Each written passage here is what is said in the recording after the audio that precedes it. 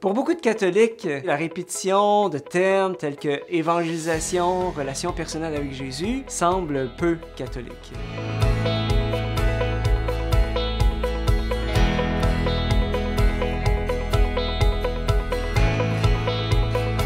Le père James Mallon, l'auteur de Manuel de survie pour les paroisses, ici cherchait au début à changer la culture de maintien de sa paroisse en faisant valoir que l'évangélisation est pour tous les paroissiens un devoir moral.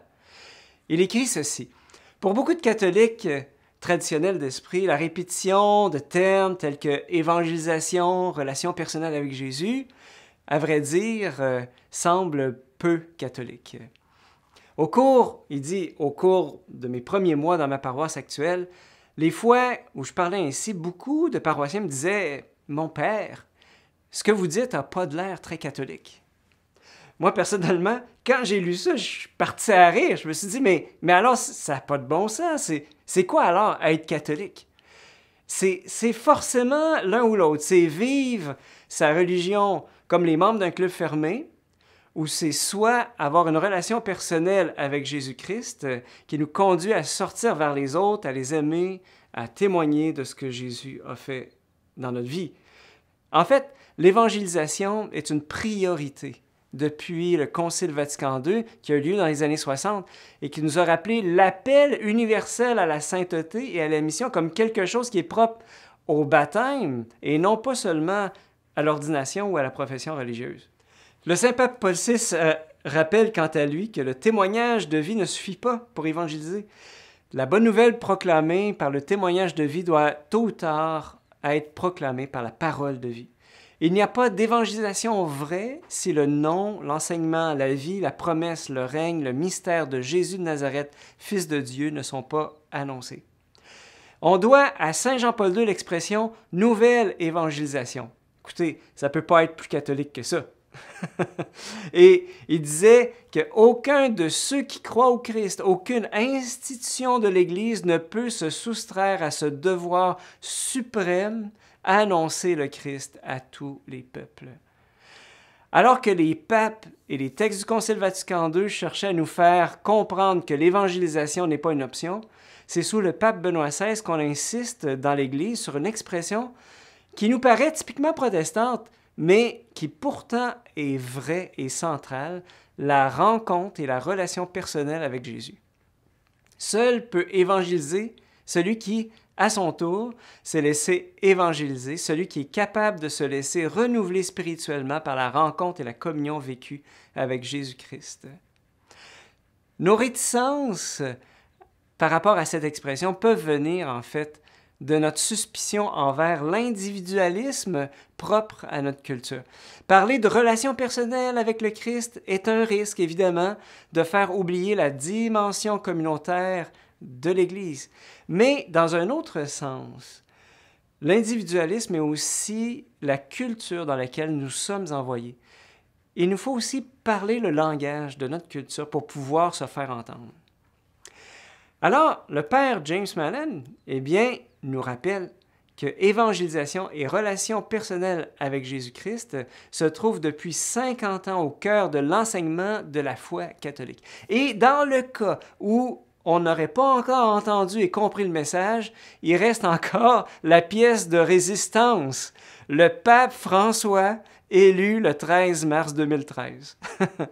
C'est grâce à lui qu'on a aujourd'hui dans l'Église des expressions comme « disciple missionnaire », sortir et aller aux périphéries, la joie de l'Évangile.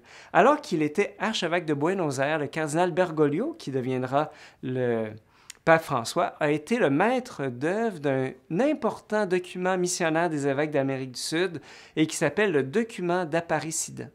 Ce document constitue l'âme de l'encyclique La joie de l'Évangile. C'est dans ce document qu'on y lit l'expression « disciple missionnaire ». Disciple et missionnaire comme étant une seule et même réalité. Et le père James s'est intéressé dans ce document spécialement à la section qui parle « Pourquoi la majorité des catholiques quittent l'Église ?»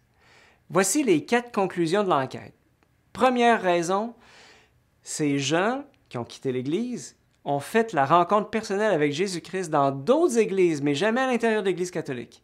Et cette rencontre s'est produite grâce à une annonce charismatique, ça veut dire le Christ est mort et ressuscité pour toi, avec le témoignage personnel des évangélisateurs et qui conduit à une conversion personnelle et à un changement de vie intégral. Deuxième raison, la présence d'une vie communautaire remarquable. Ailleurs que dans l'Église catholique, où les personnes ont été accueillies, se sont senties valorisées et incluses de façon visible et ecclésiale. Troisième raison, ces personnes trouvaient ailleurs que dans l'Église catholique une formation biblico-doctrinale, non pas comme connaissance froide et théorique, mais comme une véritable nourriture spirituelle, personnelle et communautaire qui conduit les croyants à la maturité. Et enfin, dernière raison pourquoi les catholiques quittaient l'Église, eh bien, c'est parce qu'il y avait dans ces autres églises un véritable engagement missionnaire qui encourage les fidèles à quitter leur banc d'église pour aller à la rencontre de ceux qui sont loin et à les inviter à revenir vers elles.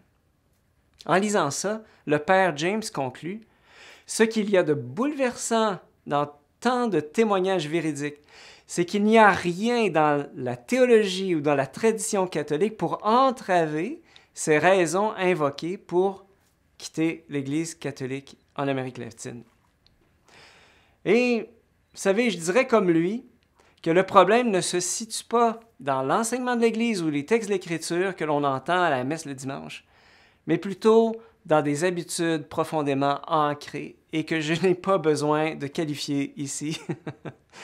À écouter les papes des 50 dernières années, on dirait que si l'on retrouve le primat de la relation personnelle avec Jésus-Christ et celui de l'évangélisation, nous allons aussi retrouver notre fécondité, retrouver la joie de l'Évangile, comme dit le pape François. Je termine en disant qu'une image circulait au lendemain de l'élection du pape François où l'on voyait Jean-Paul II, Benoît XVI et François sur la même photo. Et sous chacun d'eux, on pouvait lire une phrase. Sous Jean-Paul II, il était écrit « Ce que nous croyons ». Sous Benoît XVI, on voyait « Pourquoi nous y croyons ?» Et sous François, on lisait « Maintenant, allez-y ».